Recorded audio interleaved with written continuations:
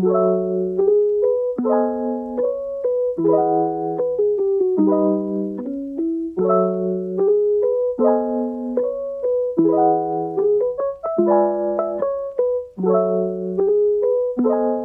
everyone, Charmaine here once again with another handmade paper video, and in this video I will show you how I created these imprints on these handmade paper.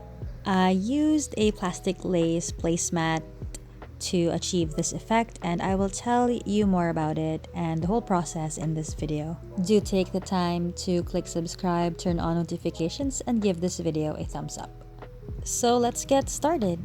So step 1 would be pulp preparation. As you can see, I already have a huge tub of pre-shredded paper. If you are looking for a more basic approach to handmade paper making, you can check out my other videos. If you're looking for alternatives, for example, if you don't have a paper shredder, you can just hand tear the sheets, and if you want to see that, I have a handmade paper tutorial about that. If you don't have a mold and deckle, I have a no mold and deckle video as well, and other methods of paper making. But in this video, I thought it would be fun to vlog and share with you guys the whole process, the current process or style, or my approach to the paper making process at present, because it's an ever-changing craft for me. I try to improve whenever I can. So I just put water into the pulp. So for those asking, this isn't a special container, but this is a plastic pasta container that I purchased from the kitchen aisle of a department store locally. So I don't know if it's available online, but I found that this size is just enough to fit the blender that I have. So basically the ratio is maybe half and half water and half compressed pulp. As you guys can see, I have moved my pulp preparation area into the bathroom. It just makes sense to have it there, as I don't have enough space near my work desk. I have to move things around. So yeah, just prepare your pulp. You can blend it, as I've mentioned. If you don't have a blender, you can pound it manually. I have a video of that as well. You can check that out. So just allow the blender to grind the pulp to the smoothness that you like. Then pour the pulp into the container. Then I set it aside and work on other pulp colors. As suggested by Claire on Instagram, I actually prepared a taupe color for this one. I used colored sheets to create the colors on my paper, but if you want to learn more about this method, you can watch my other videos. Then you will have to prepare your tub, and I fill mine halfway with water because my pulp has water in it. Then you will also need your plastic lace. So I got my plastic lace from placemat. So I have the round flowers, and I also cut the edges to make like the lace edge effect. So these are what the placemats look like. I got them from a shop in Shopee. I'll put the affiliate link in the description. They're just 20 pesos each. I got a couple and I cut them out one by one. So it was a bit of a fuzzy cut work, but you only have to do it once, and you can reuse these lace repeatedly, and I think they'll hold up pretty well because they are indeed made of plastic. Anyway, when you've got everything at an arm's length, it is now time to start with the process. So here I am pouring the prepared pulp into the basin with water. Of course, don't forget to prepare your kuching sheet, and if you're using a thin cotton for your kuching sheet or a thin cloth, I suggest that you put a wet towel underneath. This helps the pulp grab onto the kuching sheet easier, and you will have an easier release later on. Also, if you notice, I now use gloves because if you make handmade paper for days at a time, you will want to protect your skin. In my experience, when I didn't use gloves before, my nails got brittle, and we don't want that. The whole process is the same. You have to agitate the pulp and make sure that they are floating evenly on the water. Then you grab your mold and deckle set and then just dip them swiftly underneath the pulpy water.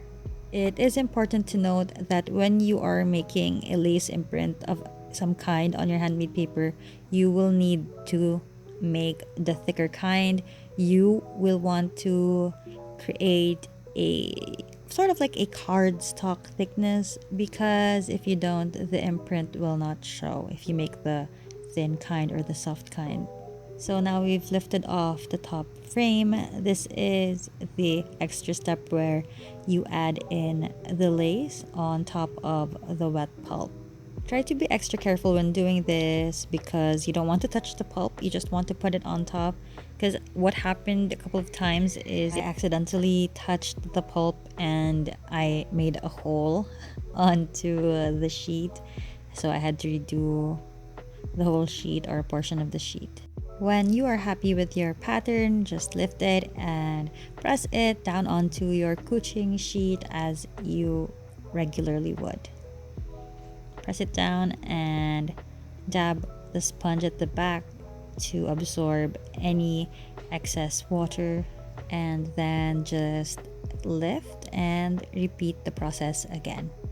You can be as creative as you want with the patterns. For example, this is a clip of me doing a lace edge. So I just applied the lace on the top part to give it like a seam or like a margin with a lace pattern.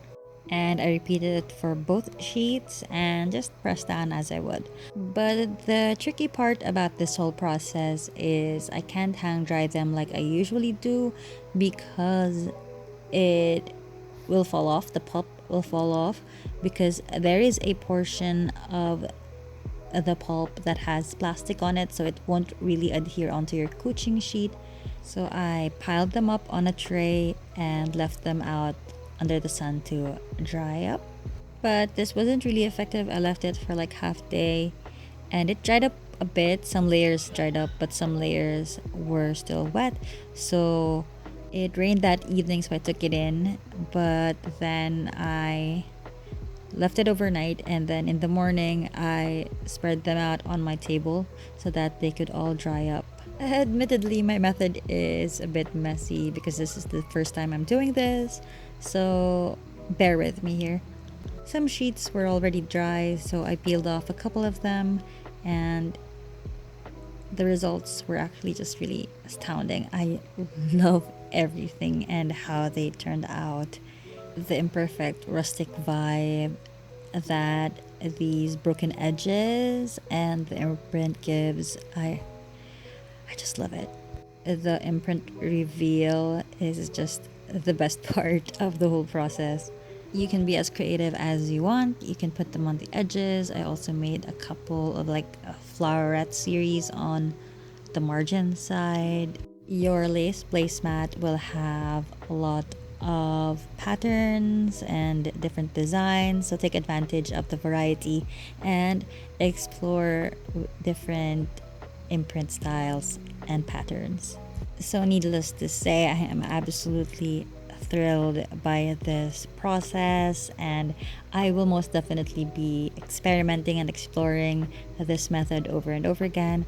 But anyway, guys, thank you so much for watching this video through till the end. If you do get a chance to create a lace imprinted handmade paper, don't forget to tag me on Instagram. I would love to see how yours turn out as well. I hope you enjoy this video. Also, if I'm on TikTok, and all my handmade paper videos are compiled on there, and if you want to follow me, it's at Charmaine Coquilia. Anyway, guys, I will end this video here, and I will see you in the next one. For now, take care and keep safe. Bye!